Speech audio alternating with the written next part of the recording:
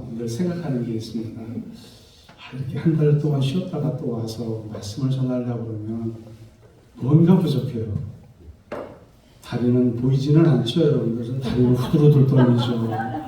목소리는 안 나오지요.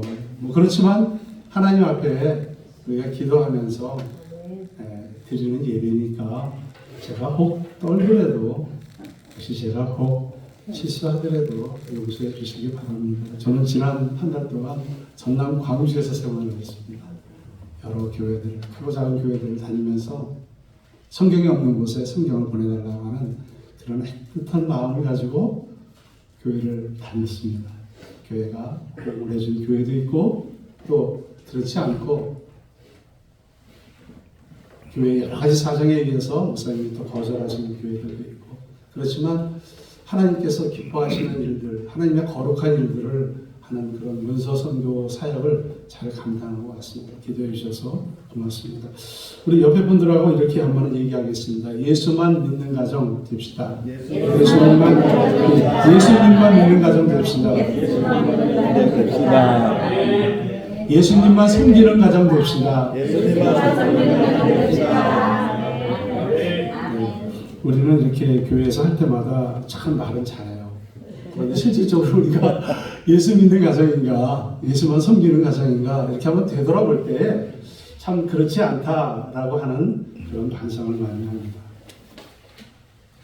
우리 김주영 선교사님께서 달라스에서, 지방에서 달라스, 아까 뭐라고 말씀을 하셨는데 제가 미국 지명이라서 잘 잊어버렸어요. 근데 거기에서 달라스로, 달라스에서 시애틀로, 시애틀에서 또 하룻밤 주무시고 그리고 12시간 한국으로 왔다고 새벽기도 그렇게 말씀하셨죠? 네, 저도 들었습니다. 저도 들었습니다. 그래서 근데 두 번째 저 할아버지 할머니 외할아버지 독일 분하고 미국 분하고 결혼한 건 제가 못 들었어요.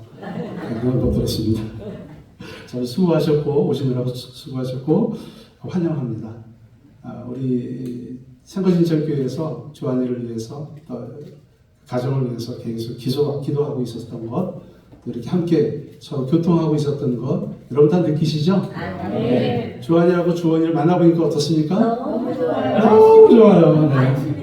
안심이 되고 네. 건강하게 생활하는 걸 보니까 참 든든하죠. 네. 하나님께서 그 아이를 통해서 이루시고자 하는 그런 역사가 아마 큰 역사로 일어날 거라고 저희들은 생각을 합니다. 네. 찬송 불러야 되겠죠? 네. 얘기하다 보니까 560전장 찬송 한번 부르고 말씀 보고 시작하겠습니다. 예수 사랑하시는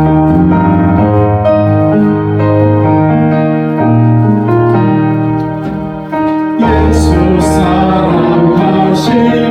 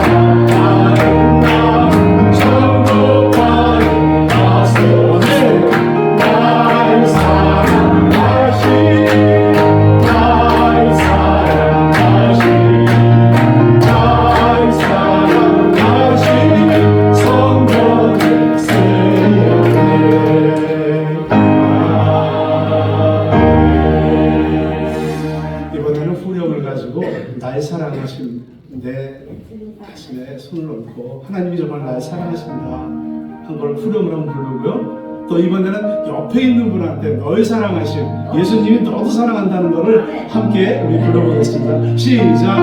날 사랑하심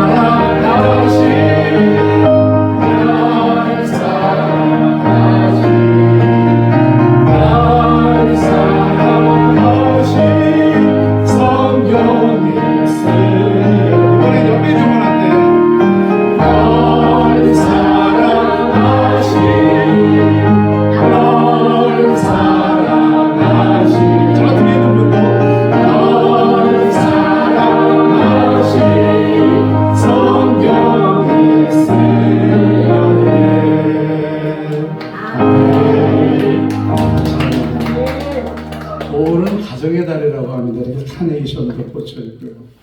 관계성이 바뀌어서 제가 순간 당황했어요. 아까 처음에 딱 왔을 때 관계성이 갑자기 바뀌어 있고 참 아름답고 귀한 관계성이 바뀌어서 얼마나 감사한지 모르겠습니다.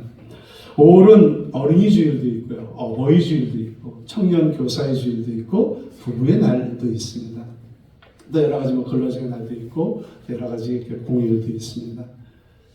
참 그 5월에 그렇게 푸르고 또 아름다운 이 계절에 하나님께서 가정을 어떻게 우리 가정들을 만들어 주셨을까 이런 것들을 생각해 봤습니다.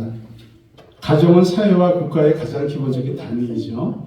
그리고 가정에서 자녀들이 양육받고 성장해서 사회와 국가의 큰 일꾼들이 됩니다. 또 5월 달에는요 이런 날들이 많아서 지출이 많아요.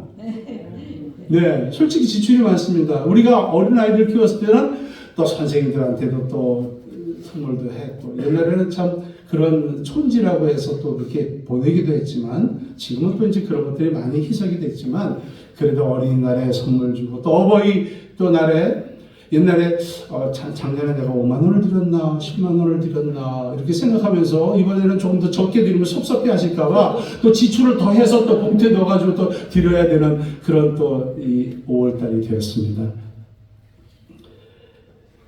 어느 시대와 장소를 막론하고 가정의 중요성은 아무리 강조해도 지나침이 없습니다. 가정에서부터 우리 자녀들이 자라고 다음 세대들이 양육받는 진정한 교육이 시작이 됩니다. 한 상담센터에서 우리나라 중고등학생 1,500명에게 설문조사를 했습니다. 인생에서 가장 중요한 게 뭘까? 라고 이렇게 설문조사를 했어요. 그 아이들이 75% 이상이 가족입니다. 이렇게 대답을 했습니다. 만약 제가 여러분들한테 질문을 한번 드릴게요. 여러분들 인생에 있어서 가장 중요한 게 뭘까요? 돈이요. 신앙이요. 친구요. 건강이요. 예수님이요. 성령님이요. 예배요. 기도요. 찬송입니다. 이렇게 말씀에 각양각색의 대답이 나올 겁니다. 근데 청소년들에게 물어봤더니 가족이 제일 중요하다고 그랬습니다. 그러면 그 가정에서 제일 중요한 것은 또 뭘까? 이렇게 또 물어봤어요. 이제 가족의 화목이라고 얘기를 했습니다. 절반 이상의 아이들이 가정의 화목을 제일 많이 꼽았습니다. 요즘같이 시대가 이렇게 발전하면서 많은 그 결손 가정들이 이렇게 많이 생기더라고요. 부모님이 안 계신, 또 부모님이 일찍 또 돌아가신, 또 여러 가지 상황적으로 그런 상황 속에서, 네. 네. 고맙습니다. 헌금하시려고 그랬는데, 이따가 목사님, 축복기도 목사님 좀 해주시면 좋을 것 같습니다. 인생에 있어서 가장 중요한 것은 가족이고, 가정에서 가장 중요한 것은 가족의 화목이라고 그랬습니다. 잠언 17장 1절에 보면은 마른 떡 한 조각만 있고도 화목하는 것이 제육이 집에 가득하고 다투는 것보다 낫다 이렇게 얘기를 했습니다. 하나님께서 가정의 화목의 중요성을 강조하고 있습니다. 화목한 가정은요 웃음이 넘칩니다. 화목한 가정은 기쁨으로 가득 찹니다. 화목한 가정은 서로 이해하며 존중하며 배려하죠. 그렇다면 화목하지 않는 가정은 어떻습니까? 근심, 걱정, 다투죠. 그리고 염려와 걱정, 그리고 매번마다 서로 찡그러진 냄비조각 같은 얼굴을 가지면서 싸웁니다. 싸워요. 화목하지 않는 가정은 싸웁니다. 가정은 하나님의 최후의 창조물로서 하나님의 원리대로 살아야 좋은 가정이 세워질 수 있습니다. 가정이 하나님의 원리대로 살려면 주인인 하나님을 가정의 가장으로 모셔야 됩니다. 예수님만 섬겨야 된다는 얘기입니다. 예수님만 우리 가정의 주인이라고 생각해야 된다는 것입니다. 성경이 가르치는 가정은요, 모든 모습을 갖추고 나갈 때마다 성경적인 인간관계를 가져야만 그 가정이 화목한 가정이 됩니다. 성경이 가르치는 하나님의 원리대로 사는 가정은 행복한 가정이요, 화목한 가정이요, 아름다운 가정이 될 수 있습니다. 제가 하나님의 원리대로 사는 가정은 이렇게 하면 여러분들이 좀 기억하고 계셨다가 행복한 가정이요, 화목한 가정이요, 아름다운 가정입니다. 이렇게 좀 얘기해 주세요. 네. 하나님의 원리대로 사는 가정은 행복한 가정입니다. 화목한 가정입니다. 아름다운 가정입니다. 아우, 고맙습니다. 여러분 가정도 이렇게 하나님의 원리대로 사는 행복한 가정, 화목한 가정, 아름다운 가정 되시기를 축원합니다. 정원과 가정은 가꿀수록 아름답다, 이런 말이 있습니다. 가정은 정원을 가꾸듯이 가꿔야 아름다워집니다. 가정은 가꾸지 않으면요, 잡초가 무성하게 되고요, 벌레가 득실득실하게 됩니다. 마른 떡 한 조각이라는 그러한 말씀은 경제적으로 열악한 가정이라고 볼 수 있습니다. 먹는 것이 보잘것없는 것이죠. 이스라엘 사람들은 매일 떡을 먹습니다. 우리가 왜 이렇게 떡으로 번역을 했냐? 이스라엘 사람, 외국 사람들은 다 빵으로 먹는데, 예, 우리나라 사람들은 옛날에 빵을 먹었을까요? 떡을 먹었을까요? 예, 떡을 먹었죠? 네. 제가 오늘 성경 말씀을 조금 이따 읽을 겁니다. 왜 그러냐 하면 그 말씀과 좀 연결이 돼야 돼서 좀 기억을 하시려고 제가 그래서 조금 이따가 읽도록 하겠습니다. 이스라엘 사람들이 먹는 떡이라는 것은 매일같이 빵입니다. 빵은 갓 구워낸 빵이어야만 구수한 냄새와 한결같이 맛있는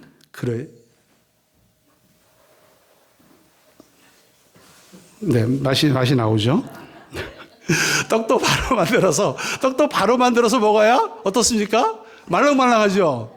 부드럽죠? 맛있습니다.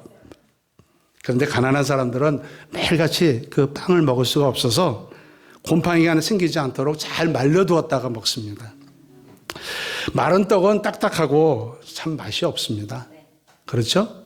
예, 여러분들 빵 혹시 집에 사다 놨다가 뭐 냉장고에 이렇게 집어넣었다든지 아니면 여러 가지 이렇게 상황적으로 놨다가 나중에 드시면 어떻습니까? 딱딱하고 맛이 없잖아요. 네. 그런데 그것도 한 조각밖에 없으니까 배부르지도 않습니다. 반면에 제육은 맛이 있습니다. 여러분, 제육이라고 얘기하니까 돼지고기 양념해가지고 볶는 그런 제육볶음 아닙니다. 그 제육이 아니에요. 제육이라는 것은 하나님 앞에 예배 드릴 때 쓰이는 고기를 제육이라고 합니다. 옛날에 우리가 제사 지낸다고 그러잖아요. 화목제 드리고 하는 그러한 것입니다. 그렇게 화목 제사를 드릴 때 가장 좋은 고기를 하나님 앞에 드렸습니다. 그러니 그 고기가 얼마나 맛있었겠어요. 지금도 양념 잘한 고기 얼마나 맛있습니까? 예, 뜯고 씹고 마시고 뭐 그렇게 하잖아요. 그렇게 얘기를 합니다. 쇠고기가 있었고 소고기가 있었고 양고기가 있었고 염소고기도 있었죠. 고기 종류도 다양했습니다. 그런데 마른 떡 한 조각만 있고도 화목하는 것이 제육이 집에 가득하고도 다투는 것보다 낫다고 얘기를 합니다. 그렇다고 마른 떡 한 조각만 있는 가정 모두가 화목하다는 뜻은 아니죠. 네. 또 제육이 집에 가득하다고 모두가 다툰다는 그런 뜻도 아닙니다. 마른 떡 한 조각만 있어도 다투는 과정이 있죠. 또 제육이 집에 가득하면서도 화목한 가정도 있습니다. 제육이 집에 가득하고도 다투는 것보다 떡 한 조각만, 빵 한 조각만 있고도 화목하는 것이 낫다, 이렇게 주님은 말씀을 하고 계십니다. 가장 불행한 것은 어떤 것일까요? 마른 떡 한 조각만 있으면서도 다투는 집이죠. 가장 바람직한 가정은 어떨까요? 네. 마른 떡 한 조각이 있던, 제육이 집에 가득하던, 네, 화목한 가정이 제일 좋은 집인 것 같습니다. 탈무드에 이런 말이 있습니다. 행복에서 불행으로 가는 것은 한순간이라고 합니다. 가정은 사실 유리 그릇과 같은 똑같은 것입니다. 다룰 때는 굉장히 소중하지만 한번 깨지면 다시 붙일 수가 없습니다. 가정은 그런 것입니다. 가정은 아주 소중하게 다루지 않으면 그 가정이 정말 화목한 가정이라고 볼 수가 없습니다. 그런데요, 그 탈무드에서 불행에서 행복으로 가는 것은 영원한 시간이 걸릴 수도 있다 이렇게 얘기를 합니다. 그만큼 어렵다는 얘기겠죠. 화목한 가정을 이루기 위해서는 끊임없이 노력해야 합니다. 무엇보다도 하나님과 화목하게 하는 가정을 만들어야 되겠죠. 하나님과 화목한 가정이 하나님의 축복을 받는 그런 가정이 됩니다. 쉐마라는 말이 있습니다. 신명기 6장 4절의 말씀. 이스라엘아 들어라, 우리 하나님 여호와는 오직 하나인 여호와이시니 너는 마음을 다하고 성품을 다하고 힘을 다하여 내 하나님 여호와를 사랑하라 이렇게 얘기합니다. 그 쉐마라는 말은 들으라 이런 뜻이라고 합니다. 하나님의 말씀을 듣는 거죠. 아이들이 어려서부터 하나님의 말씀을 들으면서 자랍니다. 꿀송이처럼 달다고 그래요. 하나님 말씀을 있는 곳에 꿀을 발라놓고 아이들이 그 꿀을 먹으면서 하나님의 말씀을 배운다고 합니다. 그래서 꿀송이처럼 달다고 하는 그런 예화도 있습니다. 하나님을 경외하는 그 신앙이 우리의 중심이 되어야 합니다. 또 교육의 중심이 되어야 합니다. 사람이 지킬 본분이겠죠. 유대인들은 철저히 하나님을 경외하는 것을 가르쳤습니다. 유대인 부모들은 지금도 자녀들이 침대에 잠들기 전에 하나님의 말씀을 들려주는 것이 하나의 일상화되어 있다고 합니다.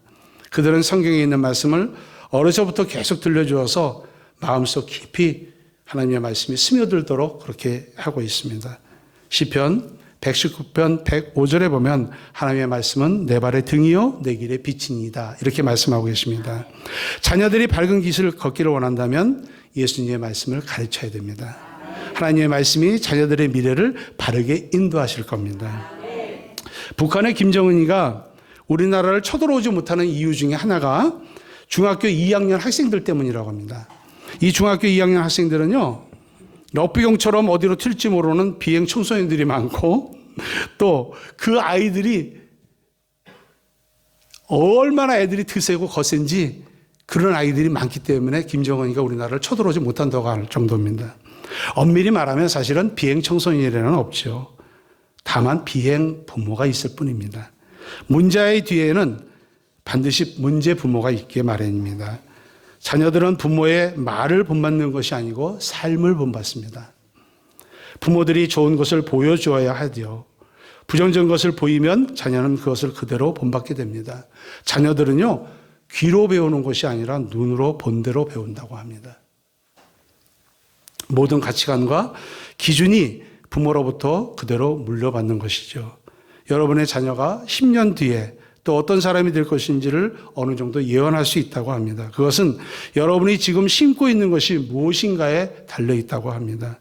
지금 심고 있는 것의 종류에 따라서 10년 뒤에 그 열매는 결정된다고 합니다.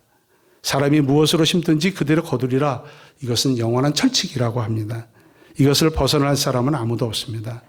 이 자리에 있는 저와 여러분 모두가 어떤 것을 심어야 되고 무엇을 심어야 되고 왜 심어야 되는지 지금도 늦지 않았습니다. 네, 우리가 자녀들한테 자녀들이 크던 자녀들이 적던 그 아이들에게 하나님의 말씀을 가르칠 수 있다면 얼마나 좋겠습니까? 어제가 어린이날이었죠.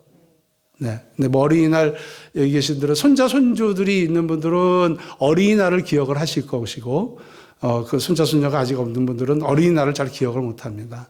예, 왜요? 어린이들과 같이 놀고 그들의 심성과 심령에 따라서 우리들의 생각과 마음들이 같이 움직여야 되기 때문에 어린이날을 기억을 하는 겁니다. 어린이 주일은 1855년에 미국 매사추세츠 주에 있는 제일 유니버설 리스트 교회의 레오나르도 목사님이 제정을 하셨습니다. 우리나라는 어린이 운동의 선구자인 방종환 선생님께서 그 지도 아래 1946년 국가의 법령으로 5월 5일이 어린이날로 제정이 되었고 교회는 5월 첫 주를 어린이날로 지키게 되었습니다. 에베소서 6장 4절에 보면 아비들아 자녀들을 노엽게 하지 말고 오직 주의 교훈과 훈계로 양육하라 이런 말씀이 있습니다. 소극적인 방법으로는 노엽게 하지 말라 이렇게 얘기를 하지만 적극적인 방법으로는 주의 교양과 훈계로 양육하라 이렇게 얘기를 합니다. 현대 부모들이 귀담아 들어야 할, 가슴속에 새겨야 할 그런 교훈이죠. 주의 교양과 훈계로 양육하라. 그래서 교양은 트레이닝이라고 얘기합니다. 훈련, 교육 이런 것을 통해서 하는 교육이고, 또 훈계라는 말은 인스트럭션이라고 해서 지시 또는 설명, 명령 이런 말씀을 통한 교육이라고 볼 수 있습니다. 그래서 말씀과 행위 이것이야말로 자녀들을 양육하는 데 없어서는 안 될 요소이고 두 날개의 비전이고 또 두 날개와 같은 두 바퀴와 같은 것과 같습니다. 가정을 작은 천국이라고도 하지요. 성경에서 천국을 소개할 때 가정의 비유해서 이야기를 합니다. 하나님을 아버지로, 또 예수님을 아들로, 성령님을 모성애와 같은 보혜사로 이렇게 설명하고 있습니다. 또 예수님을 신랑으로도 얘기하죠. 네. 또 교회는 신부로 이렇게 또 표현하기도 합니다. 이와 같이 하나님의 나라를 가정의 용어로 설명하는 것은 그만큼 가정이 귀하다는 것입니다. 하나님의 모든 복은 가정을 통해서 오기 때문입니다. 그런데 요즘 가정들은 어떻습니까? 행복의 보금자리가 되어야 할 그런 가정의 미움과 갈등과 분노와 다툼, 또 무관심과 또 원망, 불안과 실망이 점점 깊이 자리 잡고 가고 있습니다. 급기야 가정 붕괴가 되는 그런 위기로도 가고 있습니다. 왜요? 예수님을 섬기지 않기 때문에 그렇습니다.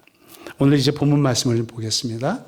오늘 본문 말씀은 에베소서 4장 22절부터 4장 22절부터 32절까지 그리고 5장 15절부터 21절까지 함께 우리 서로 교독하도록 하겠습니다. 너희는 유혹의 욕심을 따라 썩어져가는 구습을 따르는 옛사람을 벗어버리고 새롭게 되어 하나님을 따라 의와 진리와 거룩함으로 지으심을 신약 313페이지에 있습니다. 지으심을 받은 새 사람을 입으라.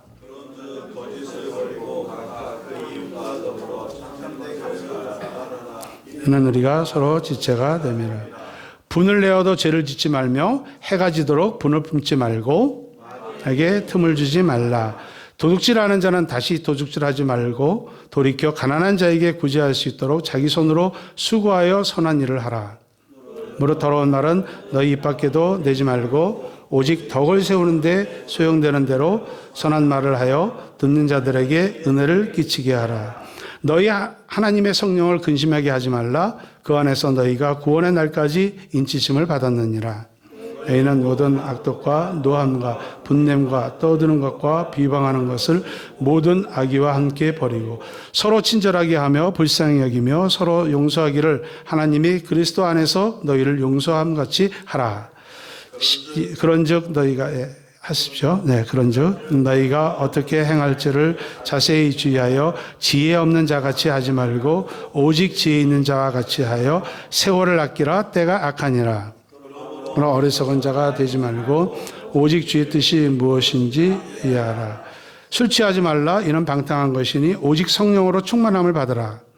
이와 찬송과 신령한 노래들로 서로 화답하여 너희 마음으로 주께 노래하며 찬송하며 범사의 우리 주 예수 그리스도의 이름으로 항상 아버지 하나님께 감사하며 그리스도를 경외함으로 피차 복종하라. 아멘. 제가 가정에 대한 설교를 준비를 하면서 어쩌면 이렇게 하나님께서 이렇게 착착착착 맞게 말씀을 하셨을까 그런 생각이 들었어요. 제가 오늘 네 가정을 얘기를 하고 제가 다음 주에 이제 3가정을 얘기를 할 겁니다. 그런데 그 가정들을 보니까 신약에 나와 있는 말씀들이 그대로 다 적용이 되더라고요.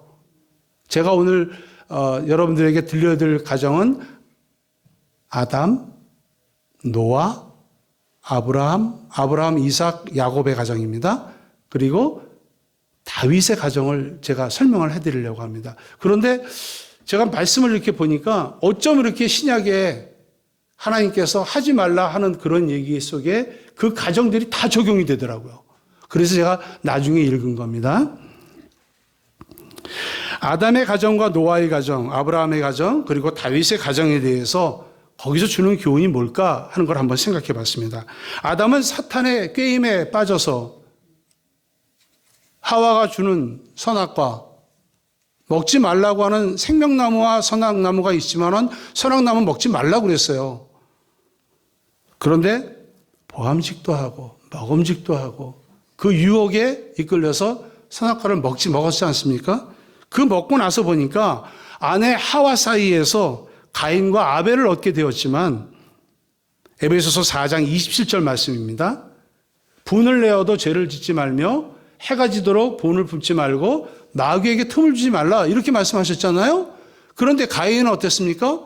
분에 못 이겨서 아벨의 제사는 받았고 가인의 제사를 안 받으니까 분에 못 이겨서 동생을 죽이는 그런 죄를 짓게 됩니다.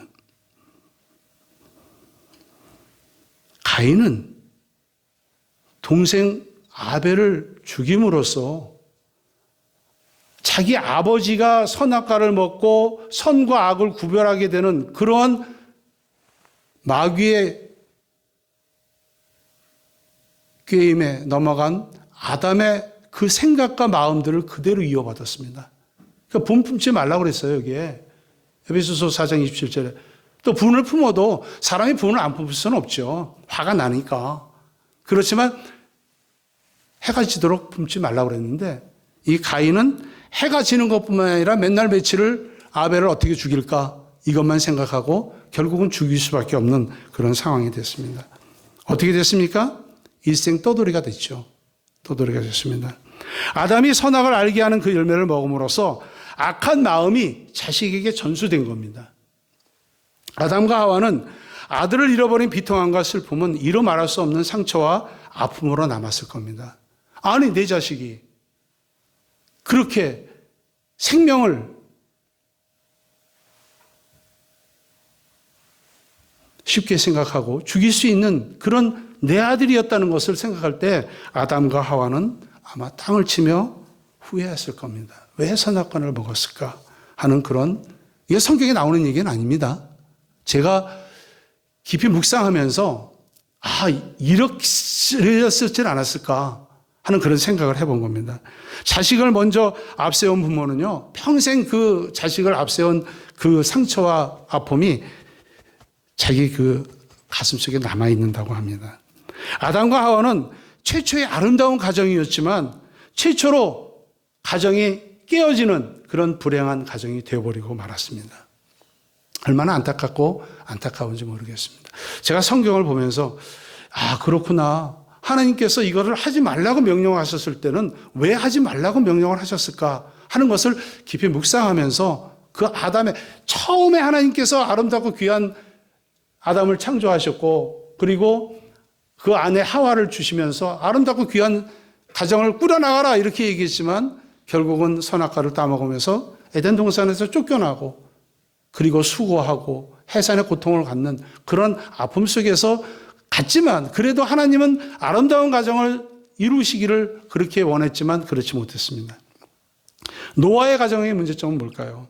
에베소서 5장 18절에 있습니다. 같이 보겠습니다. 술 취하지 말라. 이는 방탕한 것이니 오직 성령으로 충만함을 받으라.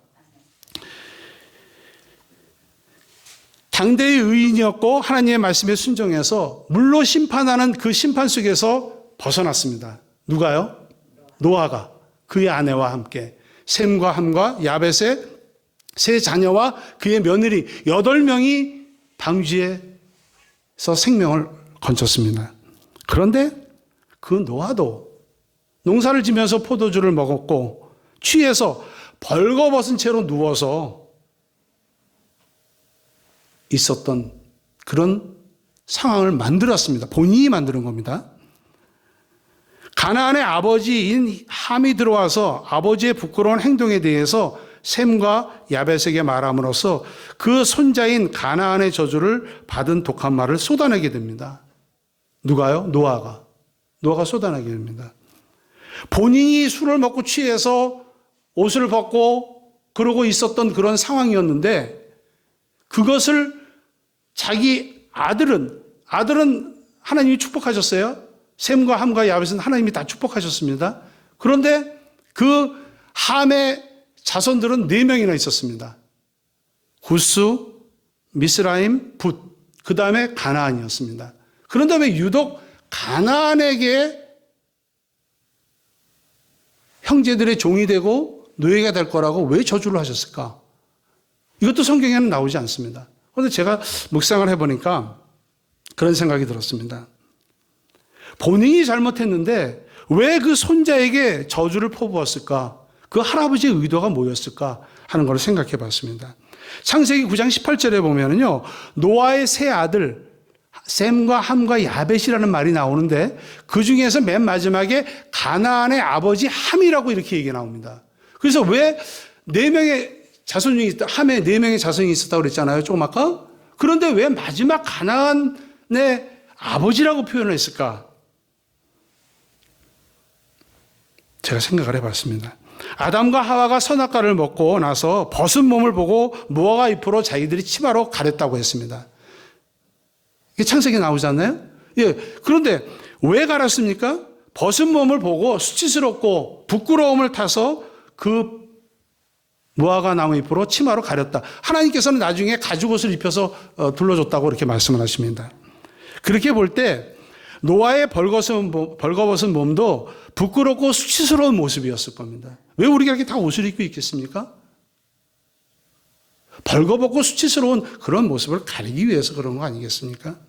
그런데 가나안의 아버지 함이라고 강조한 것은 왜 그랬을까? 아마 중요한 사건의 의미가 거기에 들어가 있지 않았을까? 저는 그렇게 생각해 봅니다.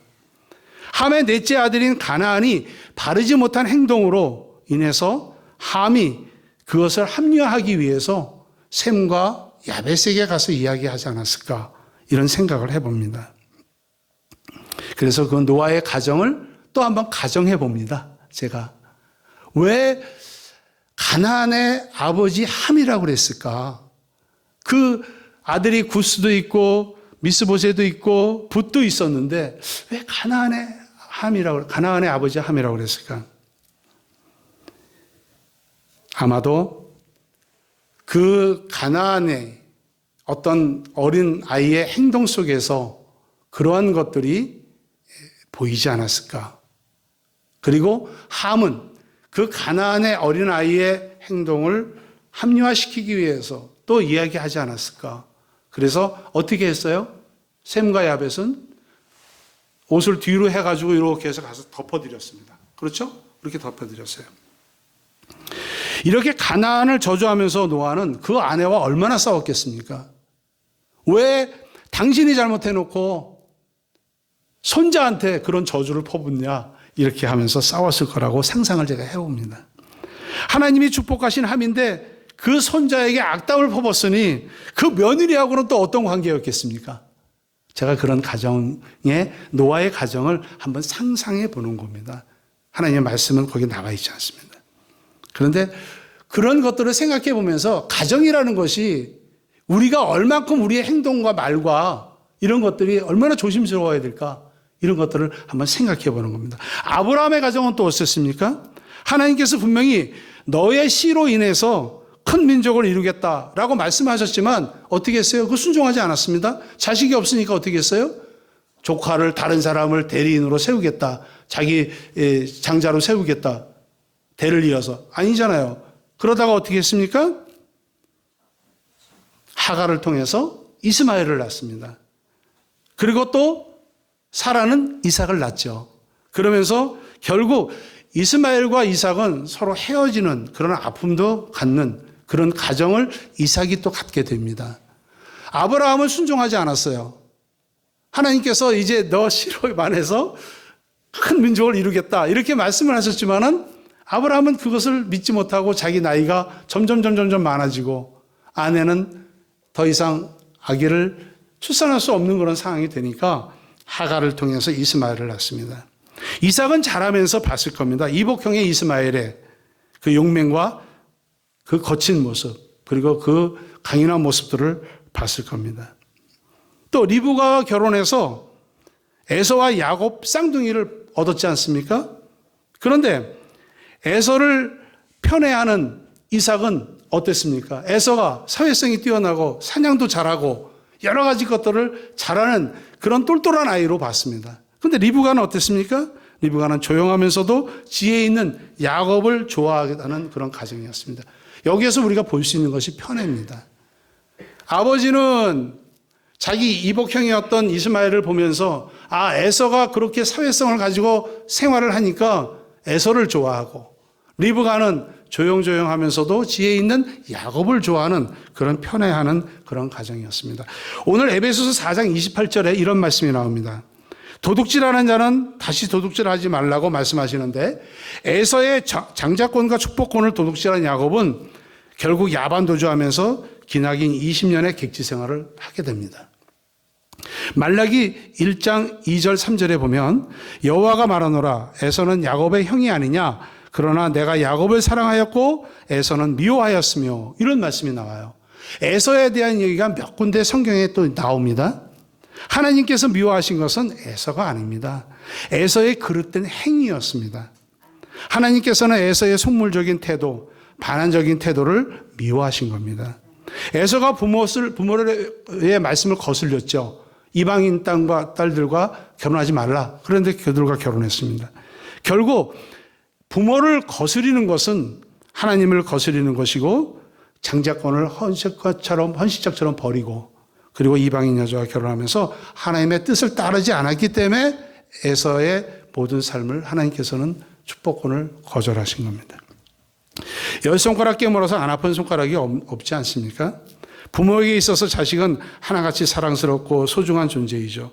그러나 실제로 부모가 모든 자녀를 다 사랑하지만 그 중에서도 또 표가 나지 않게 또 편애하는 자녀들도 있습니다.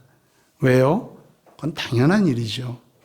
사랑은 감정의 영역이고, 또 감정이 한결같을 수 없기 때문에 또한 불가피한 이유가 있을 수도 있지만 그렇게 해서 편애합니다. 그러나 문제는 이것이 자녀들 간의 심각한 갈등의 원인이 된다는 것입니다. 요즘은 재산이 많던 적던 미리미리 정리를 해놔야 된다고 합니다. 갑자기 돌아가시면요, 형제들끼리, 자매들끼리 싸웁니다. 내가 부모를 모셨으니까 내가 더 가져야 돼. 나는 장자니까 더 가져야 돼. 내가 이렇게 어렵고 힘든데 내가 더 가져야 돼. 이렇게 하면서 남보다 못한, 남보다 더한 그런 남 사이가 되어버립니다. 그래서 어떻게 합니까? 미리미리 정리해서, 적던 많던 그렇게 정리해서 골고루 편애하지 않게 공평하게 나누어 놓는다고 합니다. 편애는 분열의 무기입니다. 부모의 편에서 자녀 간의 부모의 편애 속에서 자녀들의 분열을 만듭니다. 선생님들도 좋아하는 제자들이 있습니다. 근데 그 아이들만 너무 좋아하다 보면 제자들끼리 분열이 일어납니다. 직장에서 상사의 편애는 동료들의 분열을 만들게 됩니다. 야곱의 요셉에 대한 편애가 이삭은 에서를, 리브가는 야곱을 이렇게 하면서 편애했던 그 편애가 야곱이 요셉에 대한 편애로 또 이어져 내려갑니다. 라헬이었지 않습니까? 자기가 좋아했던, 그러니까 그 자식이었던 요셉을 좋아하는 겁니다. 그런데요, 그것이 자녀들 간의 불평과 불만, 갈등과 분열의 원인이 되었고, 결국은 그 형제들이 요셉을 노예로 팔아버리는 끔찍한 일까지 야곱은 겪게 됩니다. 무언가에 치우치면 집착하게 되고요, 집착하면 그 대상으로부터 자유롭지 못하게 됩니다. 집착의 대상이 지배를 당하게 됩니다. 집착의 대상에게 지배를 당하게 됩니다. 신앙도 마찬가지 아니겠습니까? 이것에 집착하고 저것에 집착하고 이렇게 했을 때에 그 집착 속에 우리가 잘못 판단하는 것들도 있을 겁니다. 에베소서 5장 15절에 지혜 있는 자같이 해서 세월을 아끼라, 이런 말씀도 있습니다. 이제 다윗의 가정을 한번 보도록 하겠습니다. 성경 속 다윗의 가정은 하나님의 마음에 맞는 사람이었습니다. 영적인 사람이었고요, 또 용맹스러운 사람이었습니다. 골리앗을 이긴 그런 멋진 장군이 아니었어요. 그런 장군을 이긴 그런 소년이었습니다. 그런데요, 지혜롭지 못하고 인간적으로는 복잡하고 비극적인 그 가정사가 있었기 때문에 다윗의 가정도 결코 우리가 보는 그런 가정은 아니었던 것 같습니다. 다윗은 이세의 8 형제 중에 맨 막내였습니다. 그러니 부모 사랑도 뭐 내리사랑이라고 얘기했지만 그때 당시에 그런 사랑은 아니었을 거라고 생각합니다. 왜요? 다윗은 양치는 소년으로 멀리 양을 치러 보냈습니다. 형들에 비해서 막내로 태어났기 때문에 부모의 사랑을 덜 받고 또 양치는 그런 허드렛 일 속에서 차별 대우를 받았을 겁니다. 그렇기 때문에 그런 마음속에 여러 가지 상처 속에 다윗이 있었기 때문에 그 훗날 그의 가족들 간의 따뜻한 감정 교류나 자녀 사랑에 대한 미흡함을 보이지 않았나 저는 그렇게 생각해 봅니다. 다윗은 여러 명의 아내를 두었습니다. 당시 왕은 그러한 사회적인 습관에 문제가 없었죠. 그렇지만 율법적인 한 남자와 한 여자가 결혼해서 정상적인 가정을 꾸리는 그런 것은 아니었습니다. 밧세바 사건 이후에 다윗의 집안은 비극이 끊어지지 않았습니다. 장남 암논이 이복누이 다말을 성폭행해서 그렇게 사모하고 아버지한테 내 시중을 내가 아픈 척하면서 내 시중을 들어달라고 해서 그 다말이 왔는데 그 다말을 성폭행하고 그 자리에서 또 내쫓아 버렸습니다. 그렇게 하지 말라달라고 했는데도 내쫓아 버렸습니다.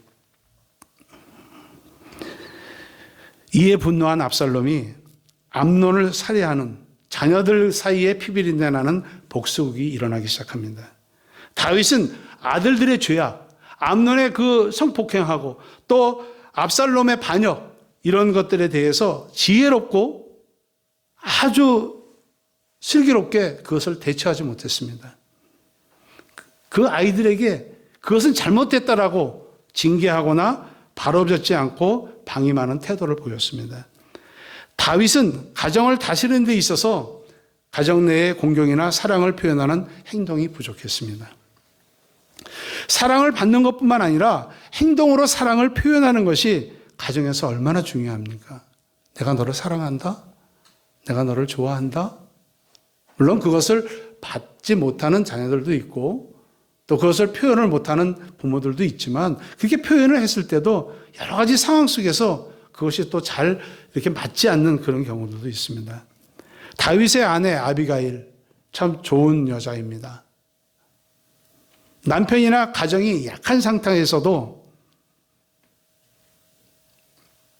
그 지혜롭게 자기의 자리에서 성실하게 행동하는 그런 모습은 우리가 좀 배워야 될 것 같습니다.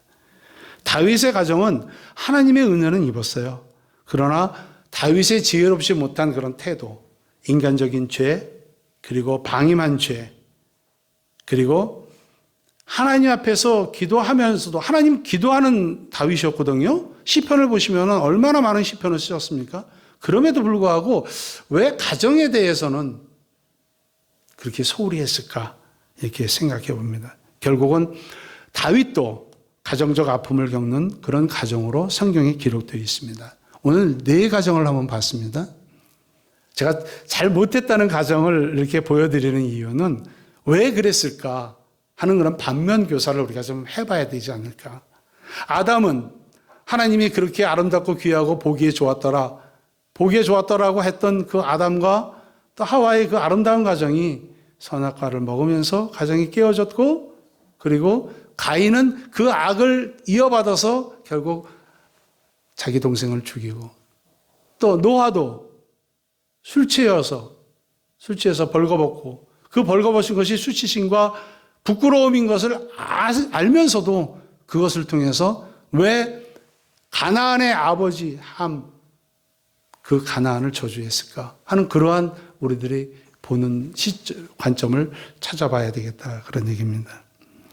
아브라함의 하나님의 거룩한 약속을 기다리지 않고 여정을 통해서 이복형을 먼저 얻게 되고 행복하지 못한 가정을 경험한 이삭, 그리고 그 아내 리브가의 자녀에 대한 편애함으로써 온전한 가정을 이루지 못하는 그런 가정에 대한 생각, 그리고 지혜롭지 못하고 인간적인 죄와 그것을 자식들에게 방임함으로써 그 다음 세대들이 무너지는 그런 광경. 어떻습니까? 결국 다윗의 아들인 솔로몬의 그 다음 단계에서 르호보암과 여로보암이 유다와 북이스라엘로 갈라져요. 그런 아픔을 겪게 됩니다. 사실 2020년 시대가 더 발전하면서 가정에서 다음 세대에게 신앙을 계승하는 것이 점점 어려워지는 것을 저희들은 새삼 느끼게 됩니다. 그렇지만 우리는 그럼에도 불구하고 예수 섬기는 가정으로서, 예수 믿는 가정으로서 얘들아 그것이 아니야. 우리 가정은 이루어야 돼. 라고 강하게 그래도 기도하면서 자녀들에게 이야기해 줄 수 있는 그런 우리들의 삶이 되어야 되겠습니다. 자녀들과 손자 손녀들의 앞날은 하나님이 책임져 주시지 않고 지켜주시지 않으면 우리가 그들의 삶을 바로잡을 수 없습니다. 우리가 아무리 기도하고 우리가 아무리 열심히 그들을 선도하고 한다 할지라도 하나님께서 만져주시지 않으면 그 자녀들의 삶을 우리가 바로잡을 수 없습니다.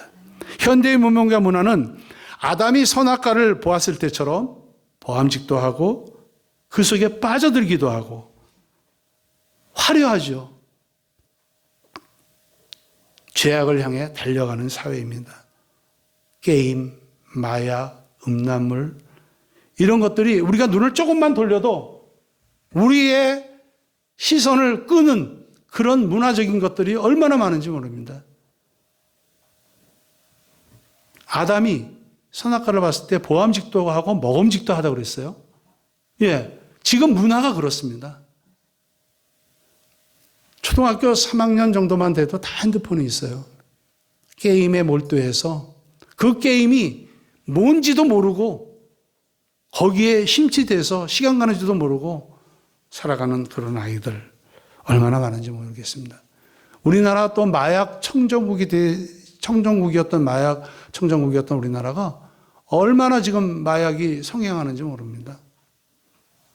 꼭 마약이 뭐 이렇게 약을 타서만 그런 마약이 아니라요. 음료수에도 그런 것들이 다 들어가 있습니다. 그래서 아이들이 공부한다고 하면서 그 음료수를 계속 마시면서 잠 안 자고 뭐 이렇게 공부한다고 하는 그런 것들도 있습니다. 우리가 눈만 조금만 돌려도 그 문화 속에 빠져들어갈 수 없는 그런 상황에 있는 자녀들 우리가 어떻게 해야 되겠습니까? 우리 자녀들이 뱀처럼 지혜롭고 슬기롭고 순결하게 살아갈 수 있도록 하기 위해서는 그래도 우리의 부모의 기도가 있어야 됩니다. 우리의 부모의 기도 속에 하나님께서 인도해 주시고 자녀들의 삶이 더 풍성해지고 가정마다 화목으로 가득 차시기를 축원합니다. 기도하겠습니다. 사랑해 주님, 우리 각 가정을 지켜주시옵소서. 화목한 가정, 행복한 가정, 아름다운 가정을 만들어가야 합니다. 예수님이 우리 가정의 가장이 되어 주시옵소서. 우리 모두가 예수만 섬기는 가정들 되게 하여 주시옵소서. 때로는 불화와 반복으로 가정의 평화가 깨질 때도 있지만 더욱더 사랑하고 주님 주시는 평강으로 넘치는 가정들 되게 하여 주시옵소서. 경제적으로도 넉넉한 살림이 되게 하시고 건강을 잃지 않도록 강건하게 지켜주시옵소서. 오늘 수술을 하고 있는 정미경 집사님 하나님께서 함께 하셔서 아버지 빠른 회복이 있기를 기도합니다. 하나님 오늘 신앙 계승한다는 것이 얼마나 요즘 시대에 어렵고 힘들지만 우리 예수 믿는 우리 가정들은 예수만 섬기는 가정들은 그 가정 안에서 하나님의 영광을 드러낼 수 있는 귀한 가정 되게 하여 주시옵소서. 부활하시고 다시 오실 예수 그리스도의 이름으로 기도드립니다. 아멘. 찬송가 569장 함께 찬송하겠습니다.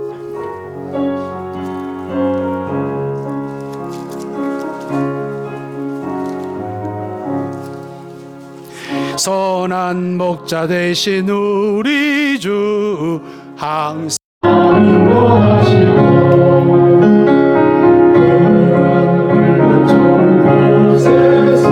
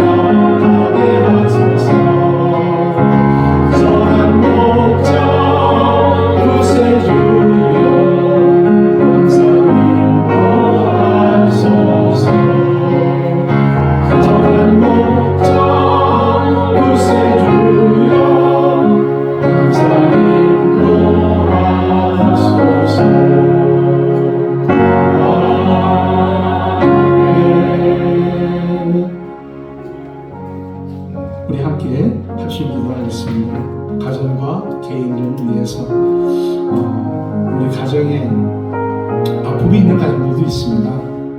또 하나님께서 우리 가정에 기쁨과 즐거움을 주는 가정들도 있습니다.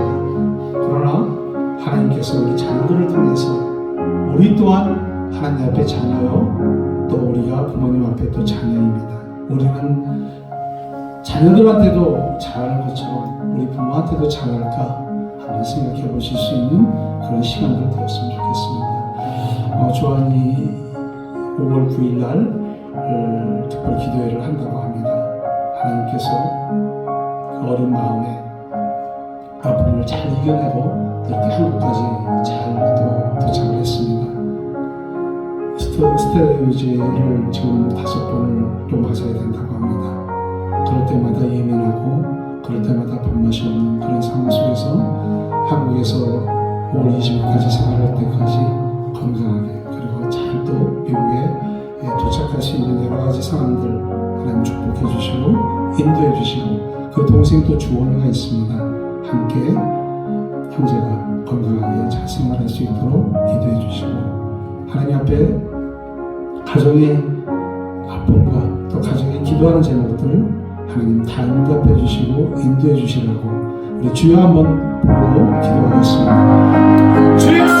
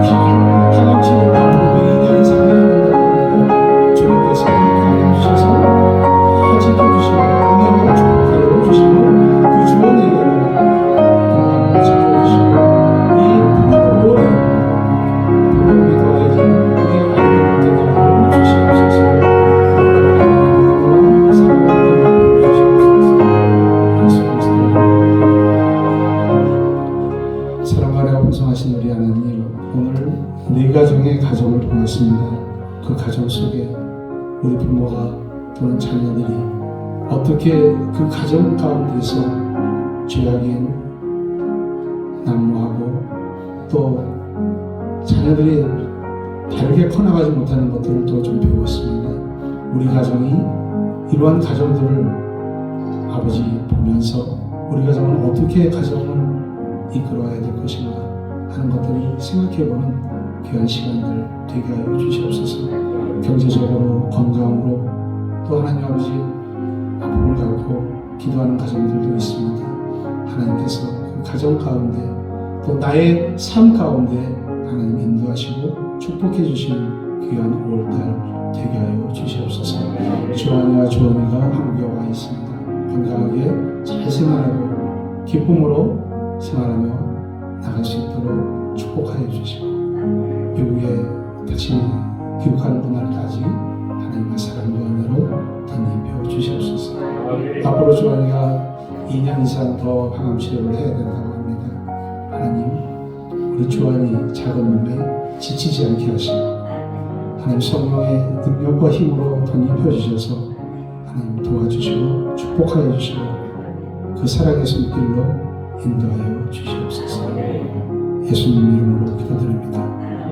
교회와 직분자들을 위해서 기도하겠습니다. 특별히 우리 담임 목사님, 또 우리 교육사님들 하나님 건강으로 지켜주시고 하나님의 은혜 가운데 기쁨으로 성도님들을 잘 섬기며 나갈 수 있도록 인도하여 주시고, 말씀을 증거할 때마다 주의 능력이 나타나는 그 교육자들이 될 수 있도록 주님 함께하여 주시고, 특별히 우리 직분자들 열정과 열심으로 하나님 앞에 헌신하며 나갈 때마다 하나님의 은혜로 축복하여 주시니, 또 우리 모든 생각지체교회 성도님들이 날마다 기쁜 마음으로 날마다 하나님 앞에 성전에서 생활할 때마다 또 가정에서 생활할 때마다 직장에서 사업체에서 생활할 때마다 하나님의 능력이 그들의 손길을 통해서 그들의 몸을 통해서 그들의 삶을 통해서 이어져 나아가는 그 복음의 역사가 일어날 수 있도록 교회와 직분자들을 위해서 주여 한번 부르고 기도하겠습니다. 주여!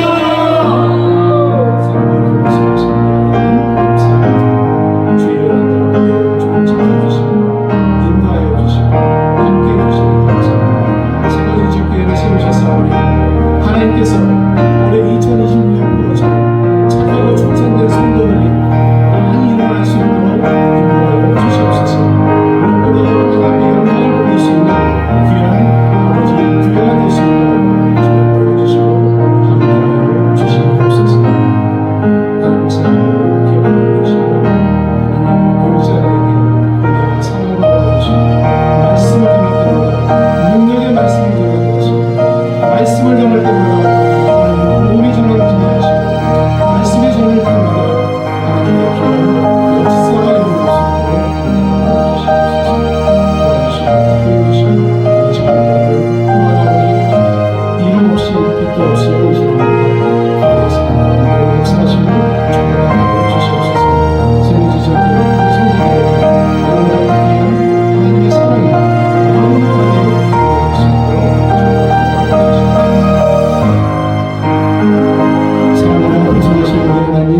생거진정교회를 세워주시고 여기까지 인도하신 것 감사합니다. 2026년 포함한 착하고 충성된 성도입니다. 우리 담임 목사님을 비롯해서 모든 교육자들이 하나님의 말씀을 전할 때마다 능력이 나타나게 하시고 기적이 나타나게 하시고 하나님의 은혜와 사랑이 충만하게 나타날 수 있는 우리 교육자들 되게 하여 주시옵소서.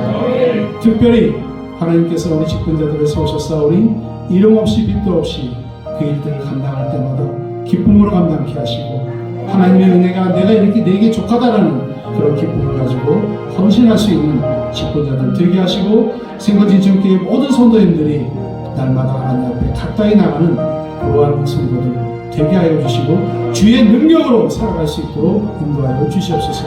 그들이 말씀을 전할 때마다 그들이 삶에서 직장에서 사업체에서 아버지 생활할 때마다 하나님의 사랑으로 주의 권능이 나타날 수 있는 그런 하나님의 자녀로 살아가게 하여 주시옵소서.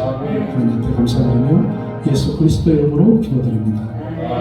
마지막으로 나라와 이 민족을 위해서 또 특별히 선교사님들을 위해서 우리 함께 기도하겠습니다. 이 나라 어렵고 아직도 전쟁이 끝나지 않았기 때문에 물가는 계속 오르고 환율도 오르고 여러 가지 피폐해져 있는 우리 경제생활 하나님 어렵고 하나님 아십니다. 하나님 아시지요?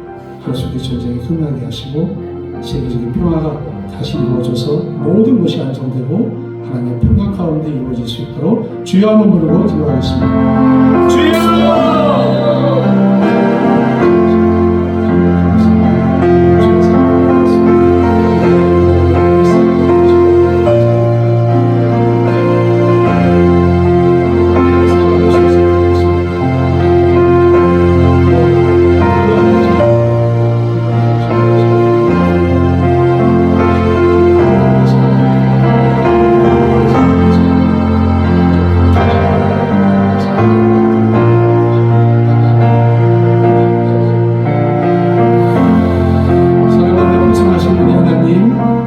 자유대한민국은 하나님께서 세워주셨고 선교사가 들어오기 전에 벌써 말씀이 번역된 그런 아버지 귀한 나라입니다. 또한 기독교 국가로서 하나님을 경외하는 미국이 우리나라에 전쟁이 일어났을 때 도와주고 함께 협력해 주시고 군사적으로 막아주셨기 때문에 군사적으로 든든히 지켜주셨기 때문에 이 나라가 이만큼 경제적으로 섰던 것도 저희들이 기억하게 하여 주시옵소서. 하나님 대한민국을 지켜주시옵소서. 아직도 이란과 이스라엘, 미국이 전쟁이 끝나지 않았습니다. 하나님께서 하루속히 전쟁이 끝나게 하시고 우크라이나와 러시아도 전쟁이 끝나게 하여 주셔서 세상의 모든 것들이 평강이 이루어질 수 있게 도와주시고 안정된 그런 경제적인 삶을 살아갈 수 있는 우리 온 세계 지구촌이 될 수 있도록 축복하여 주시옵소서. 선교사님들 나가 계십니다. 더 귀국해 계신 분들도 계십니다. 그들의 삶을 일평생 지켜주시고 인도해 주시고 그들이 말씀을 전할 때마다 하나님 기적이 나타나게 하시고 하나님의 은혜가 나타나게 하시고 하나님의 성령의 기름 부음이 나타나게 하시니 감사합니다. 더 큰 하나님 복음이 전해질 수 있도록 우리 선교사님들에게 건강을 주시고 그 자녀들을 지켜주시고 하나님의 은혜와 사랑으로 덧입혀 주시옵소서. 오늘 이규영님이 감사한 공을 드렸습니다. 이 한국 위에 하나님 축복하여 주시고 그 삶을 지켜주시고 하나님의 은혜와 사랑으로 함께하여 주시옵소서. 하나님 신앙 계승하는 것이 어렵습니다. 그러나 그것을 게을리할 수는 없습니다. 예수만 잘 섬기는 우리 가정 되게 하여 주시옵소서. 예수 그리스도의 이름으로 기도드립니다. 주기도문으로 예배를 마치겠습니다. 하늘에 계신 우리 아버지, 아버지의 이름을 거룩하게 하시며 아버지의 나라가 오게 하시며 아버지의 뜻이 하늘에서와 같이 땅에서도 이루어지게 하소서. 오늘 우리에게 일용할 양식을 주시고 우리가 우리에게 잘못한 사람을 용서하여 준 것 같이 우리의 죄를 용서하여 주시고 우리를 시험에 빠지지 않게 하시고 악에서 구하소서. 나라와 권능과 영광이 영원히 아버지의 것입니다.